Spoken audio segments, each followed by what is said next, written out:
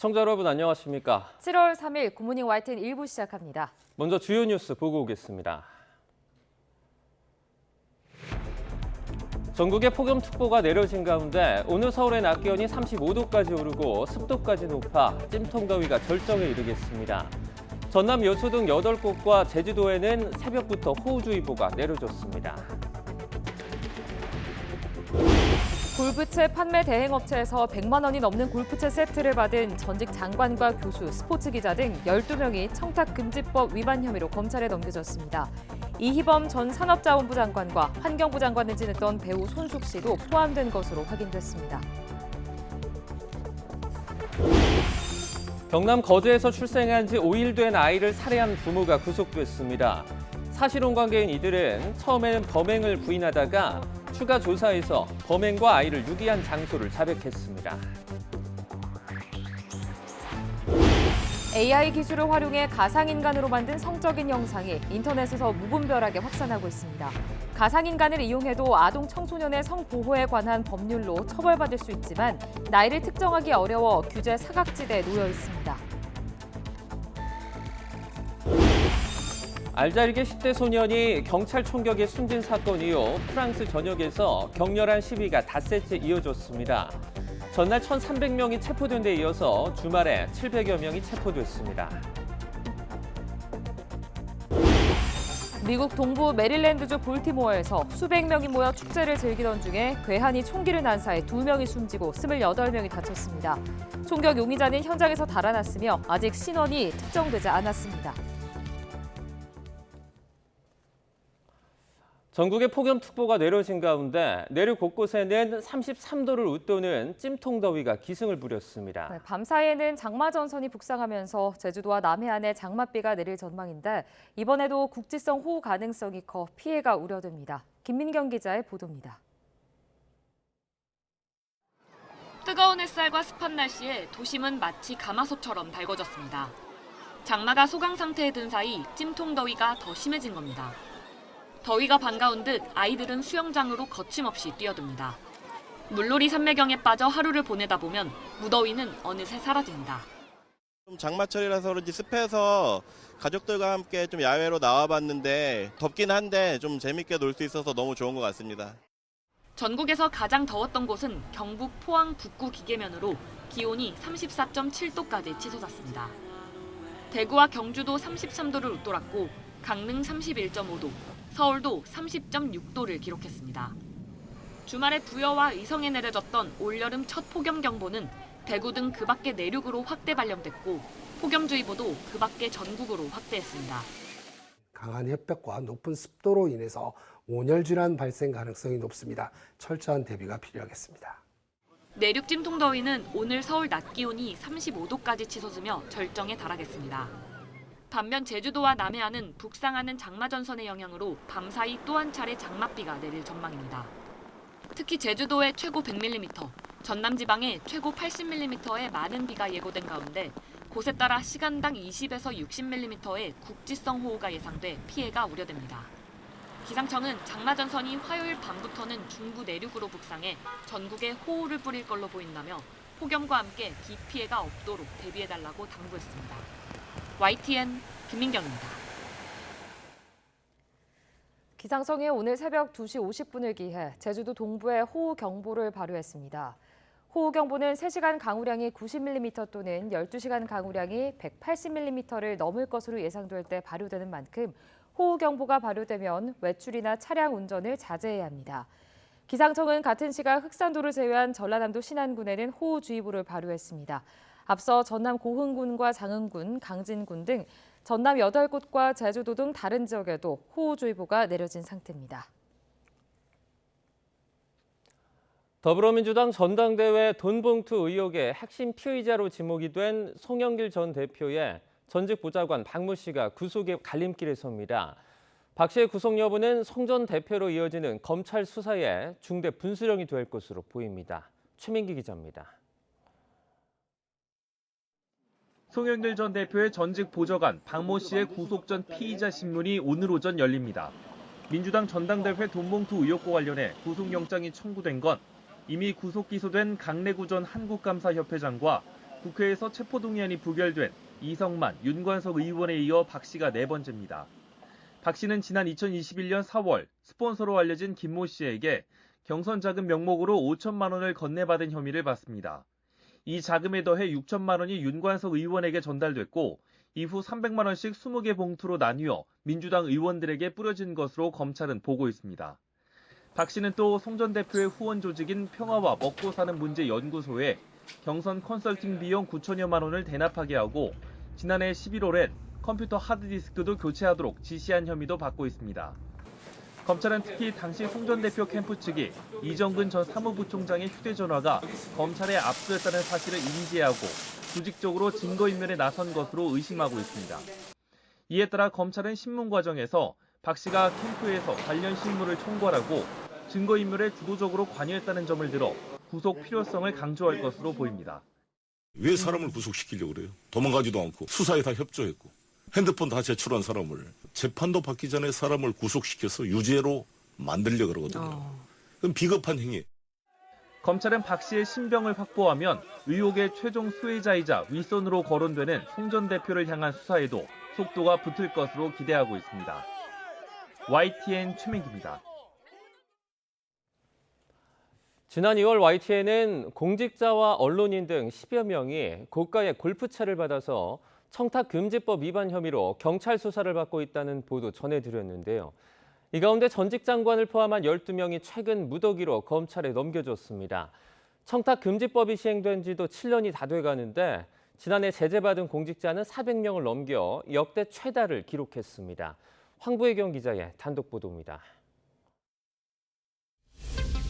전직 장관들과 교수들 그리고 스포츠 기자에게 고가의 골프채 세트를 돌린 골프채 판매 대행 업체가 경찰 조사를 받고 있는 거로 지난 2월 YTN이 단독 보도했던 수입 골프채 판매 대행 업체의 청탁금지법, 이른바 김영란법 위반 사건.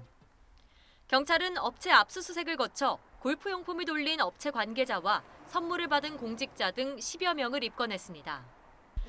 이 중 12명이 최근 검찰에 넘겨졌고 여기엔 이희범 전 산업자원부 장관과 환경부 장관을 지냈던 배우 손숙 씨도 포함된 것으로 확인됐습니다. 지난 2018년부터 재작년 사이 업체에서 100만 원이 넘는 골프채 세트를 받은 혐의입니다. 당시 각각 공공문화재단 대표나 이사장직을 맡고 있어서 모두 청탁금지법 적용을 받습니다. 올해 초 부영그룹 회장으로 취임한 이 전 장관은 당시 업체 측 부탁으로 수출 추천서를 써줬고 그 대가로 골프채를 받았다고 인정했습니다. 손 씨는 업체 관계자가 팬이라며 매장을 찾아달라고 요청해 골프채를 받았다면서 자신이 청탁금지법 적용 대상이 되는지 몰랐다고 해명했습니다. 이들과 함께 교수나 스포츠 기자 등 언론인도 불구속 송치됐습니다. 청탁금지법은 공직자가 직무 관련성이나 대가성에 상관없이 한 번에 100만 원을 넘는 금품을 받는 걸 금지합니다. 대학 교수와 언론사 임직원도 제재를 받고 이를 어기면 3년 이하의 징역이나 3천만 원 이하의 벌금에 처해질 수 있습니다. 국민권익위원회 조사 결과 지난해 공공기관에 접수된 청탁금지법 위반 신고는 1,400여 건. 이 가운데 형사처벌을 비롯해 제재 처분을 받은 공직자는 416명으로 역대 가장 많았습니다. 게다가 금품을 받은 것으로 드러났는데도 자체 징계만 내리고 사건을 종결한 경우도 24건에 달했습니다. 때문에 어느덧 시행된 지 7년이 되어오는 청탁금지법의 도입 취지가 퇴색한 것 아니냐는 비판도 나옵니다. YTN 황보혜경입니다. 경남 거제에서 출생한 지 5일 된 아이를 살해한 비정한 부모가 구속됐습니다. 사실혼 관계인 부부는 경찰 초기 조사에서 자고 일어났더니 아이가 숨져 있었다고 진술했지만 추가 조사에서 살해했다고 자백했습니다. 아이를 유기한 장소도 진술을 번복하면서 경찰이 재수색에 나섰습니다. 오선열 기자입니다. 경찰이 삽과 호미를 들고 야산 일대를 샅샅이 뒤집니다. 수색경까지 동원돼 찾는 것은 갓난아이의 시신. 태어난 지 5일 만에 숨진 아이를 산에 유기했다는 부모 진술에 경찰이 지난달 30일 수색에 나섰지만 아이의 시신은 나오지 않았습니다. 내 쪼가리를 입힌 채로 묻었다고 했는데 애가 어리니까 뼈는 녹아서 없어질 수 있는데 옷은 나와야 되는데 그 정도로 다 헤쳤는데도 옷조차 안 나왔다면. 이들 부부는 경찰 초기 조사에서 출생 신고 전 아이가 숨졌는데 화장할 돈이 없어 야산을 유기했다고 진술했습니다. 하지만 아이의 시신이 나오지 않아 추가 조사를 벌인 경찰은 아이를 목 졸라 살해했다는 부모의 진술을 확보했습니다. 창원지방법원 통영지원은 이들 부부에 대한 영장실질심사에서 도주 우려가 있다며 구속영장을 발부했습니다. 아빠가 목을 졸랐고요. 엄마는 같은 장소에 있었고 유기도 아빠가 했고. 조사 결과 출산 기록도 3번이 아닌 4번으로 밝혀졌습니다. 이 가운데 2명은 해외와 국내로 입양 보낸 것으로 확인됐습니다. 총 그러니까 4명을 출산했고 2010년도에 출산한 여아는 해외 입양된 걸로는 구도상 통보는 받았고 이제 2017년도로 추정되는 출산 추정되는 애는 국내 입양된 걸로. 살해를 자백한 이들 부부는 아들 시신을 하천에 버렸다고 진술을 번복했습니다. 하지만 유기 장소가 바다와 인접한 지역이라 경찰 수색에 난항을 겪을 것으로 보입니다. YTN 오세리입니다. 영아를 살해하거나 유기한 피의자 10명 가운데 8명 가까이가 10대나 20대인 것으로 나타났습니다. 국회 행정안전위원회 소속 국민의힘 정우택 의원이 경찰청에서 받은 자료를 보면 지난 2013년부터 재작년까지 영아 살해 피의자 86명 가운데 20대가 38명으로 가장 많았습니다. 또 20살 이하는 29명으로 뒤를 이어 전체 영아 살해 범죄 피의자의 77%가 10대와 20대로 집계됐습니다. 성별로는 여성이 78명, 나머지 8명은 남성이었습니다. 같은 기간 영아 유기 피의자 361명 가운데서도 20살 이하가 73명, 20대가 140명으로 두 연령대가 전체 59%를 차지했습니다. AI 기술을 활용해 가상인간으로 만든 성적인 영상이 요즘 유튜브와 SNS 등 인터넷 공간에서 걷잡을 새 없이 퍼지고 있습니다. 그러나 실존 인물이 아닌 가상인간을 내세워 피해자가 명확하지 않다 보니 규제 사각지대에 놓여 있습니다. 권준수 기자가 취재했습니다. 유튜브 영상에 등장한 이 여성. 교복을 입은 학생처럼 보이지만 사실은 AI가 만든 가상인간입니다. 영상 제목에는 여학생이라는 단어도 넣었는데 내용은 음란물에 가깝습니다. 이처럼 가상인간을 내세워 제작한 성적인 콘텐츠는 한 번 게시될 때마다 수백만 조회수를 올리고 있습니다. 유튜브뿐만 아니라 인스타그램 같은 SNS에서도 이런 영상은 알고리즘에 의해 수많은 사람에게 노출됩니다. 실존 인물이 아닌 가상인간이 주인공이라고 해도 영상 제작자와 유포자 모두 아동 청소년의 성보호에 관한 법률로 처벌받을 수 있습니다. 배경이 학교 교실이고요. 배경 자체가. 그다음에 거기에 출연하는 그 캐릭터들이 입고 있는 옷들 자체가 다 교복이었고요. 청소년으로 충분히 인식할 수 있어 보입니다. 그렇기 때문에 그거는 제작으로 처벌이 가능하지 않을까라는. 그런데도 별다른 제재 없이 쉽게 영상이 유통되는 건 가상인간은 피해자로 특정할 수 없기 때문입니다. 피해자가 없으니 신고가 이뤄지지 않고 나이도 모르니 청소년으로 볼 수 있을지도 불명확합니다. 교복을 입고 있어도 소녀나 학생이라는 표현이 명시되지 않으면 수사하기 더 까다로워지기도 합니다.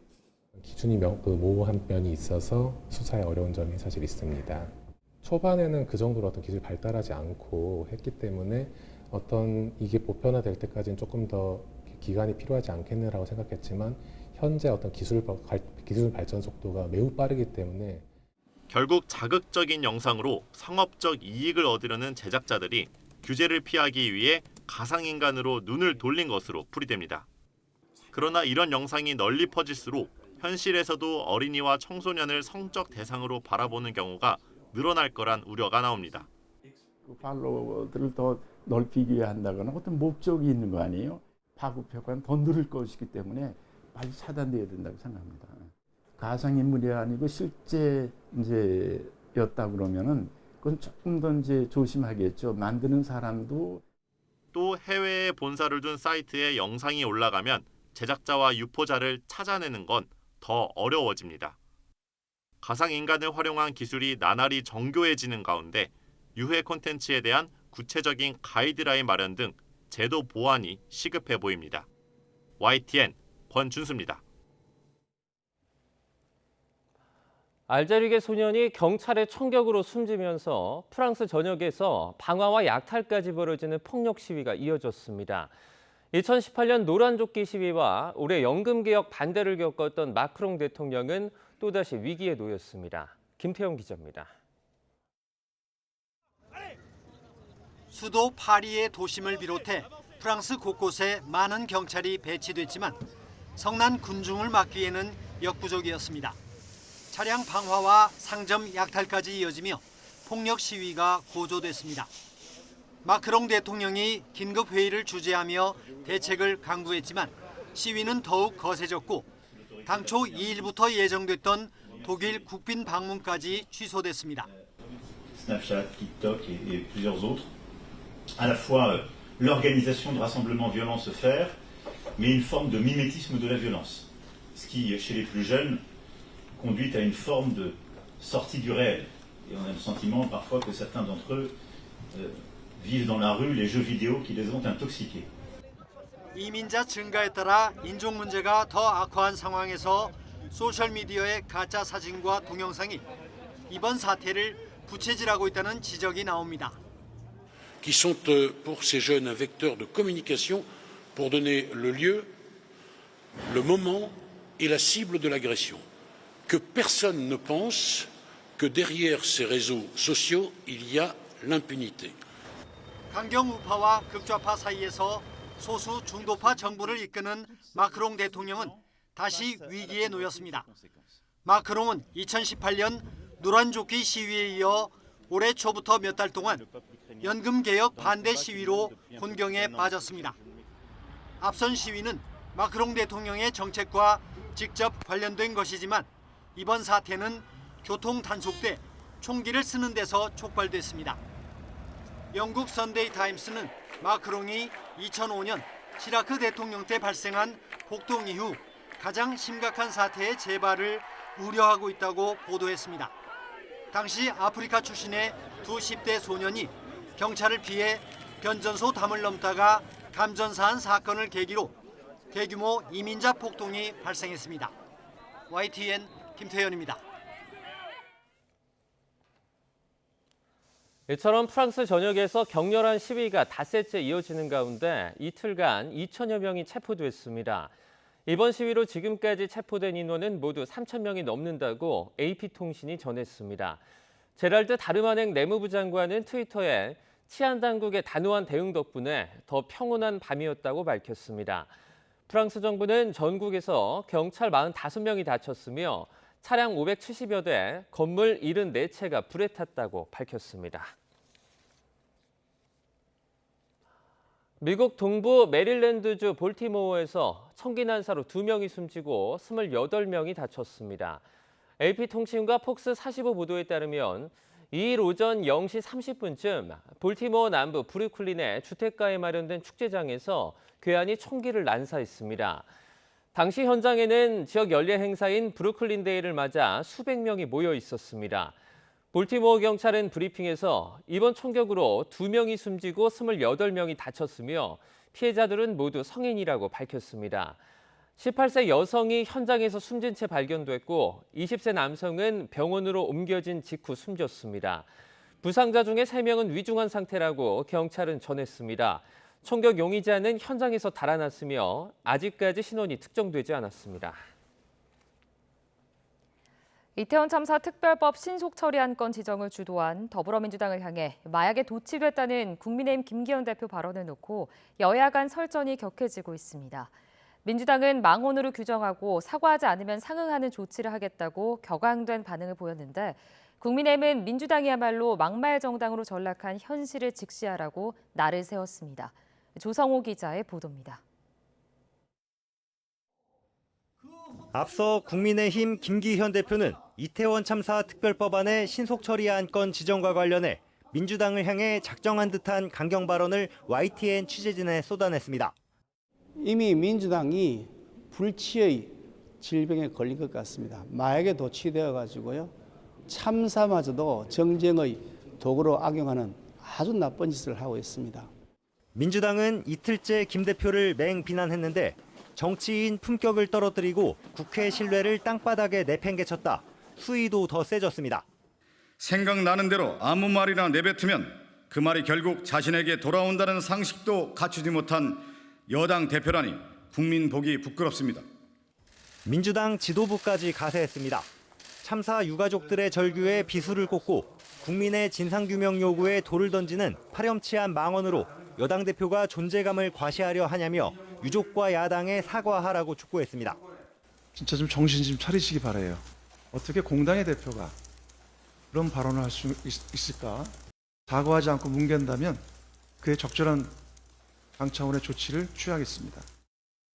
국회 윤리특별위원회 제소까지 염두에 둔 발언으로 읽히는데 여당도 즉각 유감을 밝히면서 방어에 나섰습니다. 국민의힘은 김 대표가 민주당의 비상식적 행태를 지적한 거라며 아물지 않은 국민적 참사를 정쟁화하는 민주당이 과연 정상적인 정당인지 반문해보라고 맞받았습니다. 민주당이야말로 끝도 없이 커져만 가는 사법 리스크의 존재감을 가리기 위해 막말, 망언, 괴담 정당으로 전락한 상황을 직시하시기 바랍니다. 여야가 극한 대치를 이어가는 가운데 거침없는 설전에 양당 지도부까지 뛰어들면서 갈등의 골은 점점 깊어지고 있습니다. YTN 조성호입니다. 국민의힘은 통일부가 달라질 때가 됐다는 윤석열 대통령 발언은 우리의 소원은 통일이라는 모두의 소망에 한 걸음 더 가까이 가기 위한 통일부의 실질적 역할을 주문한 것이라고 평가했습니다. 김예령 대변인은 구도 논평에서 남북한의 모든 주민이 더 잘 사는 통일, 더 인간답게 살 수 있는 통일은 지난 문재인 정권에서 퇴보됐다며 이같이 말했습니다.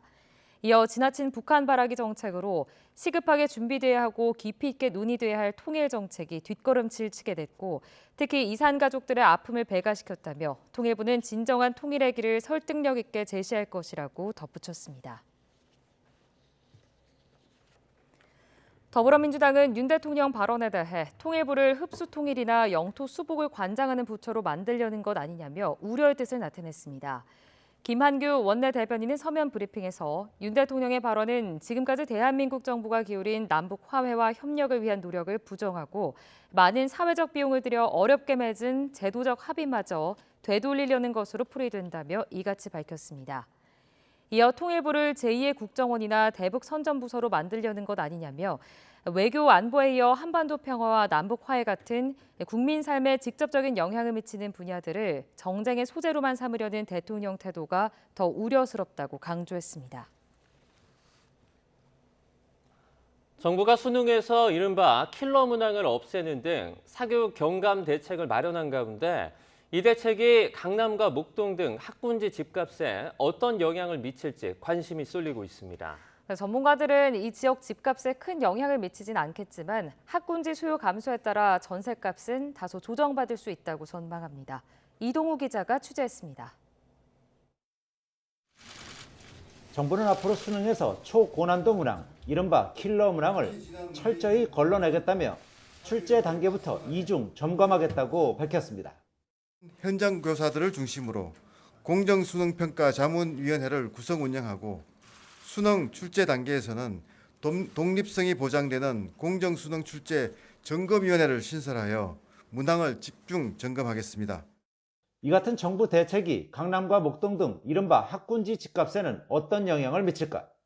전문가들은 일단 이 지역 집값에는 큰 영향이 없을 것이라고 입을 모읍니다. 교육 관련한 요인 외에도 쇼핑이나 문화, 의료, 자산 가치로서의 그 이점이 강남 집값에 녹여 있는 상황이기 때문에 집값의 큰 변화를 이끌기는 쉽지는 않겠습니다. 다만 전세 가격은 일부 떨어질 수 있다고 전망합니다. 2004년 사교육비 경감 대책이 나온 뒤에 강남권으로 전입하려는 전세 수요가 줄면서 전세 가격은 크게 떨어졌는데요. 이번 조치로 전월세 시장은 회복세가 둔화되는 요인으로 작용하겠지만 하지만 일부 전문가들은 사교육이 약화되고 공교육이 강화된다는 의미이기 때문에 명문고등이 밀집한 강남과 목동 등 집값이 강세를 보일 수 있다고 관측합니다. 오히려 학군이 좋은 강남이라든지 목동 이런 학군이 좋은 지역들은 오히려 수요가 더 많이 유입이 되면서 저는 그런 학군지 아파트 수요는 더 많이 늘어나고 강세가 되리라고 예상합니다. 수능에서 킬러 문항을 배제하는 정부의 사교육 경감 대책이 학군지 집값과 전세 가격에 실제로 어떤 영향을 미칠지는 향후 수개월 내에 판가름 날 것으로 보입니다. YTN 이동호입니다.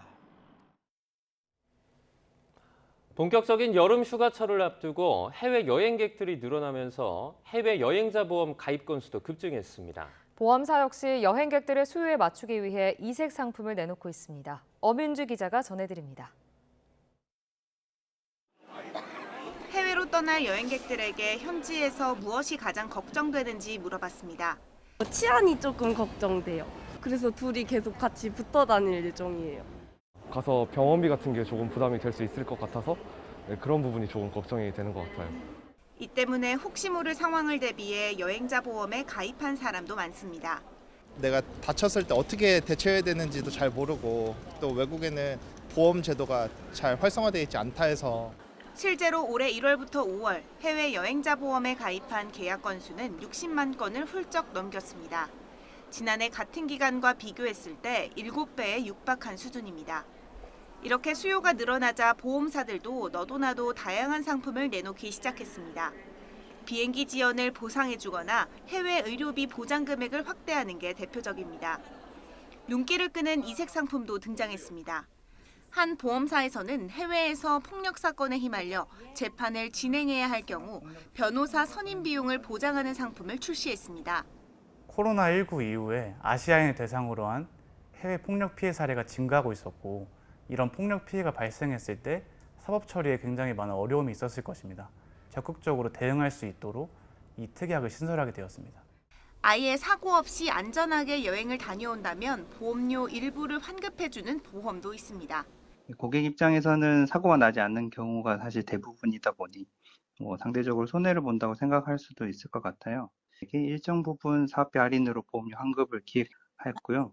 코로나19 기간 주춤했던 해외여행이 다시 활기를 되찾은 가운데 여행객들의 변화하는 수요에 맞춰 보험 상품도 진화하고 있습니다. YTN 엄윤주입니다.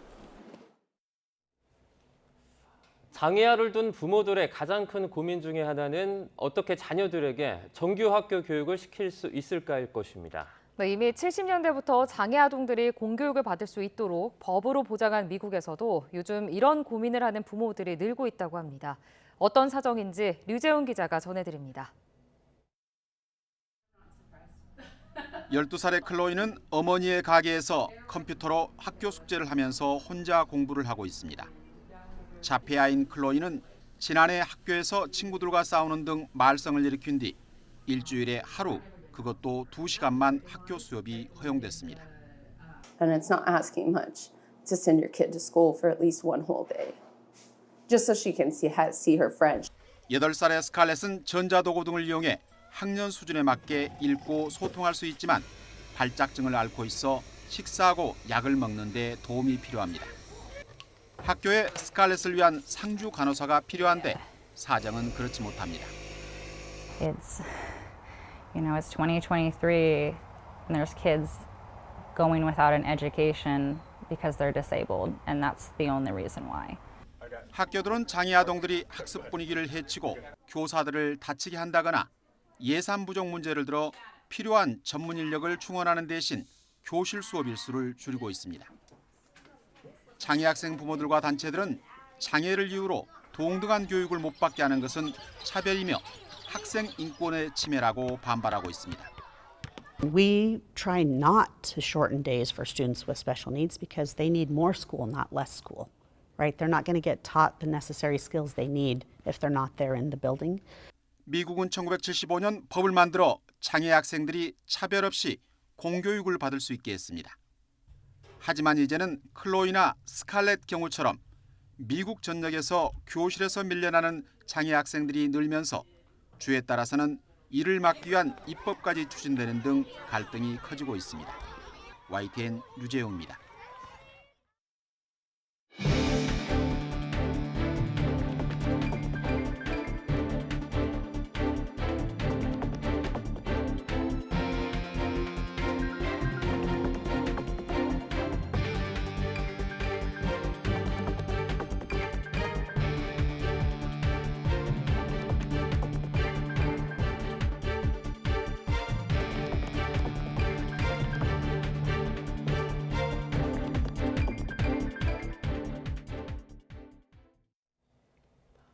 김영호 통일부 장관 지명자의 과거 발언 등을 두고 자질 논란이 일고 있는 가운데 윤석열 대통령이 통일부는 북한 지원부가 아니라고 지적했습니다. 대북 지원부 같은 역할에서 이젠 달라질 때라며 통일부 역할과 방향에 커다란 전환을 주문했습니다. 박소정 기자입니다. 김정은 정권을 타도해야 통일의 길이 열린다. 6.15 남북 공동선언은 북한의 선전에 노란한 것이다. 김영호 통일부 장관 지명자의 과거 강경 발언을 둘러싸고 정치권 공방이 거세지는 가운데 윤석열 대통령이 통일부와 관련한 입장을 밝혔습니다. 그동안 통일부가 대북 지원부 같은 역할을 했지만 달라질 때가 됐다고 언급한 겁니다. 참모들에게 그동안 통일부는 마치 대북 지원부 같은 역할을 해왔는데 그래서는 안 된다. 이제 통일부가 달라질 때가 됐다고 말했습니다.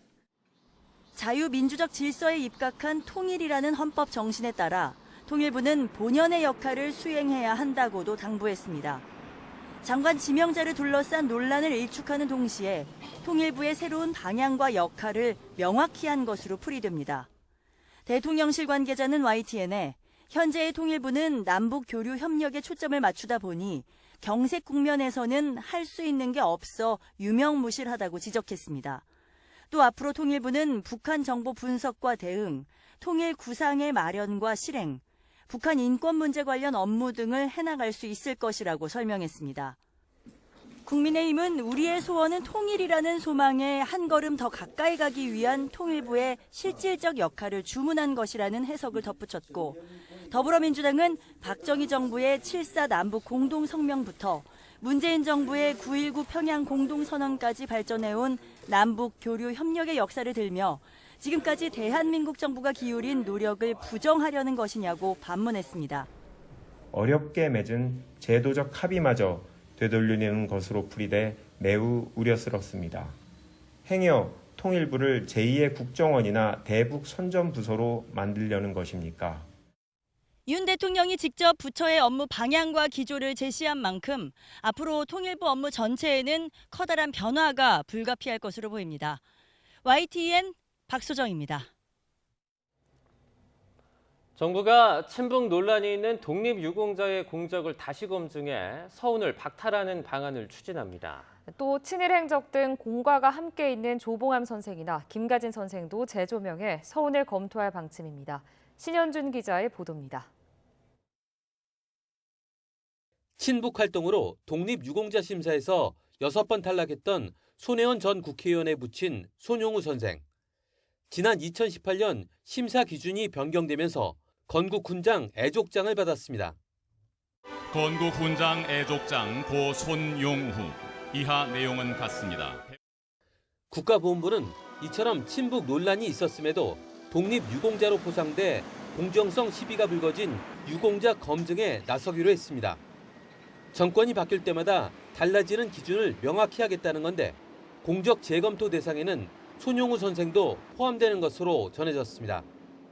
사회주의 독립운동이 대한민국 건국을 위한 독립운동이었는지 공산주의 국가 건국을 위한 독립운동이었는지에 대한 명확한 기준이 없고 사회적 논란이 있었기 때문에 친일 전력으로 공적과 과실이 함께 있는 독립운동가를 재평가하는 방안도 추진됩니다.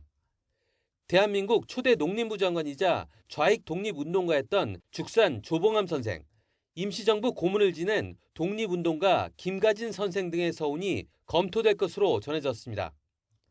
이 밖에 선교사나 의사신분으로 독립운동에 이바지했던 외국인과 신사참배를 거부해 투옥 중 순국한 이들도 심사 기준을 새로 마련하기로 했습니다.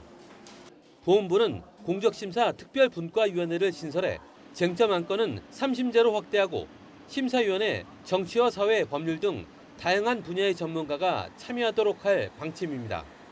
YTN 신현주입니다. 골프채 판매 대행 업체에서 고가의 골프채를 받은 전직 장관과 교수, 스포츠 기자 등이 검찰에 넘겨졌습니다.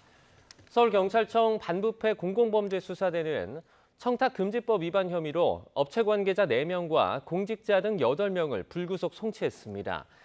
업체는 자신들이 독점 수입해서 판매하는 골프채 세트를 공직자 등에게 제공한 혐의를 받는데 이 가운데는 이범 전 산업자원부 장관과 환경부 장관을 지냈던 배우 손숙 씨도 포함된 것으로 확인됐습니다.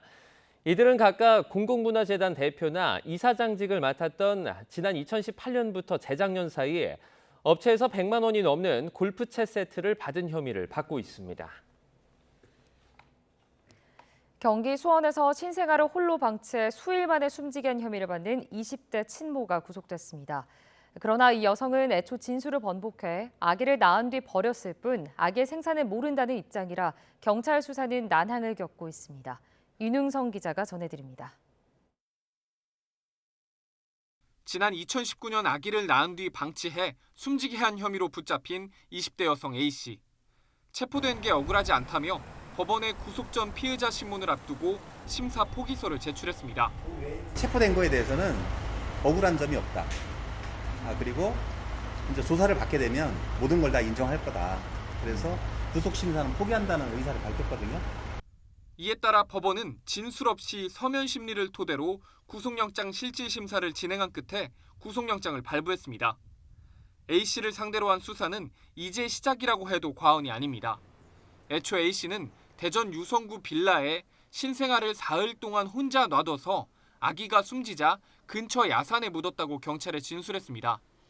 그러나 출산한 병원에서 나온 뒤 다리 아래 하천에 아기를 버렸다고 갑자기 말을 바꿨습니다. 때문에 수색 작업도 모두 중단됐는데 경찰은 A씨의 신병을 확보한 만큼 사실관계를 집중적으로 캐물을 계획입니다.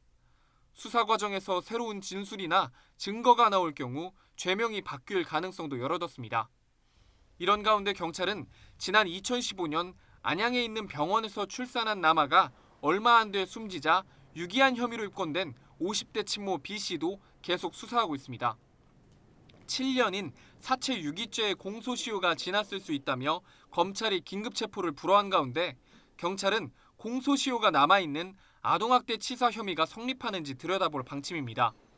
특히 아기가 태어난 병원에서 의료 기록을 확보해 B씨의 주장대로 아기에게 다운 증후군 등이 있었는지도 검증하기로 했습니다. YTN 윤웅성입니다. 횡령을 공모하고 함께 도피 생활을 하던 애인이 헤어지자고 하자 살해한 50대 남성이 항소심에서도 중형을 선고받았습니다. 수원고등법원은 살인과 특정경제법 범죄법상 횡령 등의 혐의로 재판에 넘겨진 A씨의 항소심에서 원심과 같이 징역 19년을 선고했습니다. 재판부는 회사가 막대한 손실을 본 데다 피해자 유족이 엄벌을 탄원하는 점을 고려했다고 설명했습니다. 교비 수억 원을 횡령하고 부당 내부 거래를 한 혐의로 재판에 넘겨진 서울미술고등학교 설립자 일가가 법원에서 징역형을 선고받았습니다. 서울중앙지방법원은 업무상 횡령 등의 혐의로 기소된 전 서울미술고 교장 A씨에게 지난달 27일 징역 2년을 선고했습니다. 또 학교가 소속된 재단의 이사로 재직한 남편 B씨는 징역 2년에 집행유예 3년을, 방과 후 학교 운영 업무를 총괄했던 딸 C씨는 징역 1년 6개월에 집행유예 3년을 선고받았습니다. 재판부는 이들이 학교의 지도부로서 누구보다도 진실하고 타의 모범이 돼야 하는데도 조직적으로 범행을 저질렀다는 점에서 비난 가능성이 크다고 지적했습니다. 지난해 전국 지방자치단체 여성 공무원의 비율이 49.4%로 역대 최고를 기록했습니다. 또 부산과 서울, 인천, 광주 등 7개 시도에서는 여성 비율이 절반을 넘겼습니다. 행정안전부는 지난해 전국 지자체 243곳에서 여성 공무원은 15만 2,509명으로 전체의 49.4%를 차지해 전년보다 1.3%포인트 증가했다고 밝혔습니다. 새마을금고 수신 잔액이 2달 사이에 7조 원가량 줄어든 것으로 나타났습니다. 지난 3월 말 기준 새마을금고 수신 잔액은 258조 2천억여 원으로 지난 2월보다 6조 9천억여 원이 줄었습니다. 같은 기간 새마을금고와 신협을 제외한 상호 금융권 수신 잔액은 475조 3천억여 원으로 9조 원이 넘게 불어난 것과 대조적입니다. 부동산과 건설 경기가 좋지 않으면서 관련 대출 연체율이 늘어났기 때문으로 풀이됩니다. 최근 6년간 이루어진 외국인 토지 거래의 3%가량은 명의 신탁과 편법 증여 등의 불법 거래가 의심되는 것으로 나타났습니다. 국토교통부는 지난 2017년부터 지난해까지 이루어진 외국인 토지 거래 14,938건 가운데 437건의 위법 의심 행위를 적발했다고 밝혔습니다. 주요 유형으로는 해외에서 2만 달러가 넘는 자금을 들여오고 나서 신고하지 않은 것으로 의심되는 사례가 35건, 실제 거래가와 다르게 신고한 경우가 23건으로 추사됐습니다. 미국 테슬라와 중국 최대의 전기차 업체인 비아디의 전기차 판매가 급증했습니다. 테슬라는 미국 인플레이션 감축법에 따른 세액 공제덕을 본 것으로 분석되고 있습니다. 김원배 기자입니다. 일론 머스크 최고 경영자가 이끄는 미국의 테슬라는 올해 2분기 전 세계에서 46만 6천여 대의 전기차를 판매했다고 밝혔습니다. 이는 올 1분기보다 10% 늘어난 것입니다. 또 지난해 2분기보다는 무려 83% 증가한 것입니다. 테슬라의 판매 급증은 가격 인하와 미국 인플레이션 감축법에 따른 7,500달러 세액 공제 혜택으로 전기차 수요가 늘어났기 때문이라고 미국 언론들은 전했습니다. 지난달부터 7,500달러 세액 공제 혜택을 받기 시작한 모델 3는 최저 3만 3천 달러 미만에서 판매되고 있습니다. 이는 휘발유 차종 가운데 벤츠나 BMW의 비슷한 고급 세단보다 더 저렴합니다. 테슬라의 판매량은 지난해 1분기 31만 대에서 2분기 25만 4천여 대로 감소한 후 4개 분기 연속 증가세를 기록했습니다. 중국 최대의 전기차 업체인 비아디의 올해 2분기 전기차 판매량은 35만 2천여 대로 집계됐습니다. 이는 1분기보다 33% 늘어난 것입니다. 지난해 2분기보다는 무려 95%가 증가한 것입니다. 테슬라가 지역별 판매 실적을 공개하지 않고 있는 가운데 중국 초상정권은 지난달 28일 테슬라의 올해 2분기 중국 내 판매량이 15만 5천 대를 기록할 것으로 예상했습니다. 이는 1분기보다 13% 늘어난 것입니다. 다만 중국 전기차 시장에서 테슬라의 점유율은 올해 1분기 16%에서 2분기에는 13.7%로 줄어들 것으로 전망했습니다. YTN 김원배입니다. 7월 3일 미리 보는 오늘입니다. 송영길 더불어민주당 전 대표의 전직 보좌관인 박모 씨의 구속 전 피의자 신문이 오늘 오전 진행됩니다. 박 씨는 재작년 민주당 전당대회 때 스폰서로 알려진 김 씨에게 불법 정치자금 5천만 원을 받은 혐의를 받습니다. 국회 윤리심사자문위원회가 오늘 회의를 열고 국회의원들과 그 가족의 가상자산 보유 내역을 내년 3월 공직자 정기재산공개 전에 공개할지를 두고 토론을 벌일 예정입니다. 자문위는 거액 가상자산 논란을 일으킨 무소속 김남국 의원의 징계 수위는 추가로 제출된 자료를 살펴본 뒤 몇 차례 더 회의하고 결론을 내릴 예정입니다. 민주노총은 오늘 오전 10시 용산 대통령실 앞을 비롯해 전국 15개 지역에서 기자회견을 열고 총파업 돌입을 공식 선포합니다. 민주노총은 주 69시간제로 대표되는 근로시간 개편과 노조 회계 자료 제출 요구, 집회 강경 진압 등 정부의 반노동 정책이 도를 넘었다며 정권 퇴진을 주장할 계획입니다. 여성가족부의 인신매매 방지와 피해자 지원을 전담하는 과가 신설됩니다. 여성가족부는 오늘 권익증진국 소속 권익구조과를 출범하고 기존의 인신매매 방지 TF 소속 직원 등 임시정원 7명으로 운영합니다. 한국토지주택공사 LH는 오늘부터 청년 신혼부부 매입 임대주택 3,773가구에 대해 입주자 모집을 시작한다고 밝혔습니다.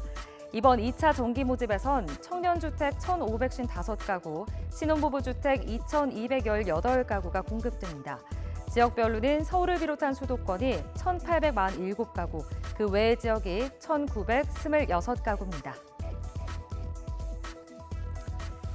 매달 70만 원씩 5년간 적금하면 최대 5천만 원 목돈을 마련할 수 있는 청년도약계좌가 오늘부터 14일까지 가입 신청을 받습니다.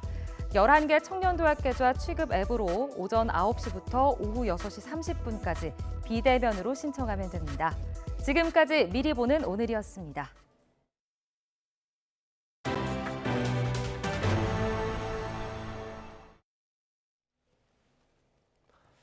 한국인이 사랑하는 소설가 베르나르 베르베르 작가가 신작을 들고 4년 만에 방한했습니다.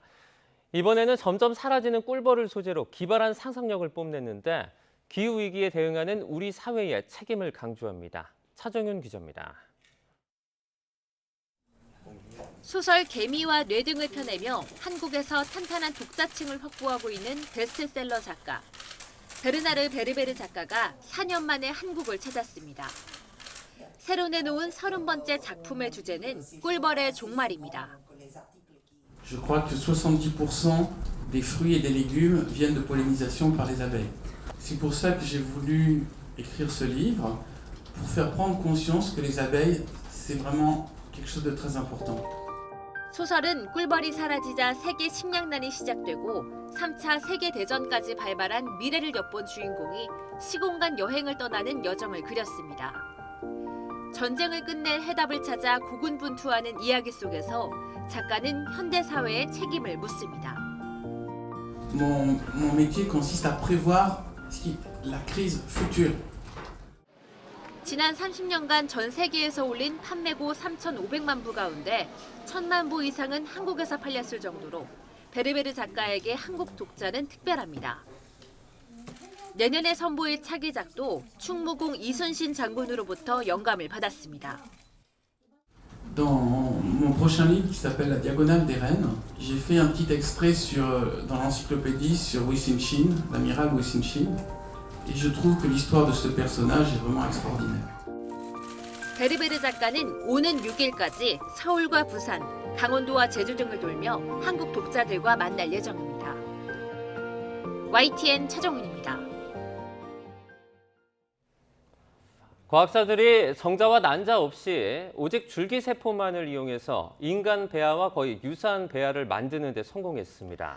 실제 인간 배아에 대한 연구는 윤리 문제로 인해 매우 까다롭고 제한적이었는데 이번 연구를 통해 인간 배아 연구에 큰 물꼬가 트인 걸로 보입니다. 최소라 기자입니다. 정자와 난자가 합쳐져 만들어지는 수정란. 세포 분열을 거쳐 배아가 되고 자궁에 파묻힙니다. 자궁 속 배아는 시간이 지나 태아로 자라나지만 인간이 배아일 때 생긴 일은 배일에 쌓여 있습니다.